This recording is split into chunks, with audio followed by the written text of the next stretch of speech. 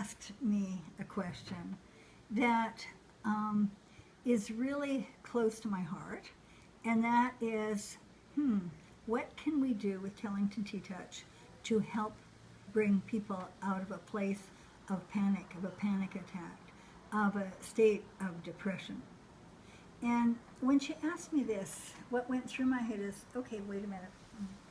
We have to think about, first of all, what's causing that. And what I've been thinking about a lot is in the year 2012, we shifted from that age when we were in a state of separation, where we were in a place of competition, of judgment, of right and wrong. And we've come into this stage, this new age, of cooperation, of supporting each other, of remembering our connection to all that is. And I have on my iPad many books, and last night, in preparation for answering this question, I just checked on my iPad library, and what came up for me is one of my most favorite books, and that is a very small book called Ho'oponopono, and that book is by Ulrich Dupre. And I've read this book over and over many times, and it was interesting. Last night, new parts came to me, and I'm going to read some of this to you. I think it has an answer that's really important, because this state of depression, first of all, is, it has to do with our age, with so much fear. We're hearing the news all the time for people who listen to the news. We are in a state where we know what's going on around the world. And do we buy into that? Or do we choose to go to a place of gratitude? And part of our Tellington TTouch philosophy has been the practice of seeing a glass that is half empty as half full. That's a choice. And it's also a choice for me to practice, no matter what the situation is, finding something out of that that is helpful, that can be a lesson, something that I can learn. So I picked up this little book last night, and this is really interesting because I'd read it before, I'd even underlined it before, but I got it differently last night. And it's the story of Ho'oponopono. The roots of Ho'oponopono reach far back into the past, thousands of years back, perhaps even to the time of Atlantis, Lemuria, and the high Vedic culture. And actually, when I read that, I put the iPad down and I thought, wait a minute, this is absolutely true. And wait till you hear a little bit more, because I've actually had this experience that I'm going to share with you. It takes a lot of courage in a way to share it, but I think it's time that some of us stepped forward and shared the experiences we have. So Ho'oponopono belongs to a system of ancient Hawaiian teaching called the Huna. Hu, meaning H-U, meaning with knowledge, and Na, representing wisdom. And the guardians of this ancient teaching are called kahunas, Huna experts. The Hawaiians call their group of islands the land of aloha. And that's where we're sitting right now, in Keauhou, on the big island of Hawaii. The land of aloha, or the land of love. Aloha contains the essence of the Huna teaching of knowledge and wisdom, and it forms the basis of Ho'oponopono. Aloha means, I see the divine in you, and I see the divine in myself. And when I read that, I thought, this is the core of what I believe gives us the success with these little 1 1/4 circles, these light circles, because the message is talking to ourselves, acknowledging, respecting, just giving gratitude and thanks for these 50 trillion cells that work in harmony, as Bruce Lipton writes so beautifully in his book, Spontaneous Evolution.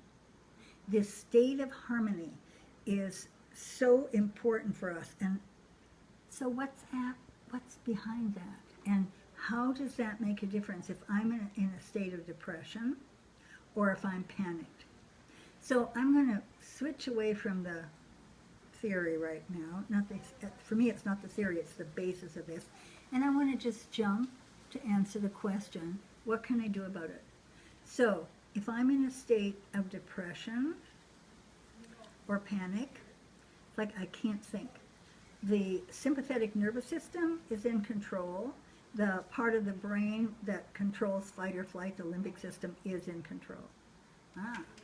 We found that we can simply put one hand lightly over the other, either lightly cupped or lightly folded, and just put a little smile of gratitude to my 50 trillion cells. And please try this as you're doing this, as you're listening to me.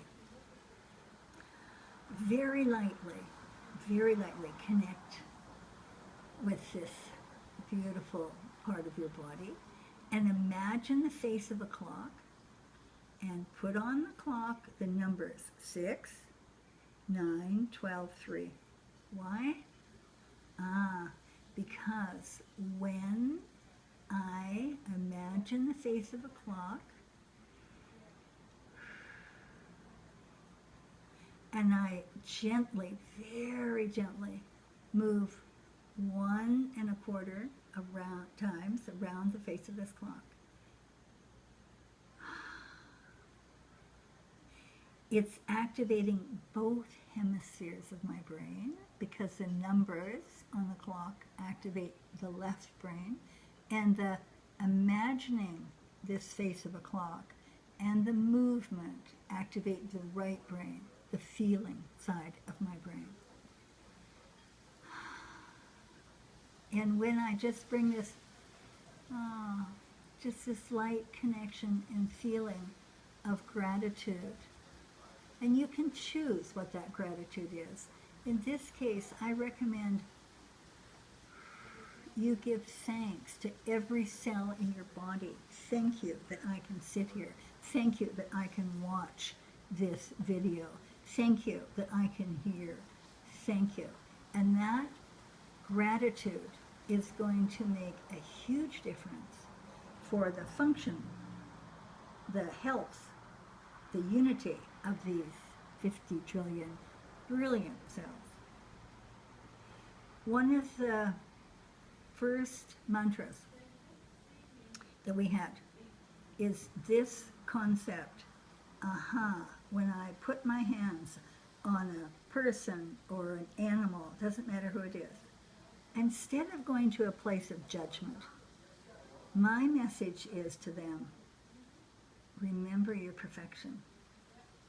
And the remember your perfection means at the cellular level. What does that really mean? Recognize the divine within you. Recognize this incredible, amazing communication from cell to cell. And when I do that, according to Heart Math Institute, whenever we, first of all, send gratitude and pay attention to our breath, that brings us into heart coherence. And heart coherence, a state of coherence, is the ideal state for learning, function, thinking, and for good health of the immune system. Heart Math Institute, for me, is one of the most important organizations on the planet. And you could go to their website and really make a difference in your life by listening. But in the meantime, what I suggest, what we discovered, I can come into coherence and a place of gratitude with an attitude of gratitude and with this 1 1/4 circles. there's a little bit more that I want to read to you. And that is this statement that there's in the Kahuna belief, in the Hawaiian belief, there's only one power in the universe, namely the energy of unconditional love. Mana aloha in Hawaiian. Aloha has only a single commandment: never to harm, always to help. Mana aloha is the essence of God's energy, the energy that penetrates and informs everything.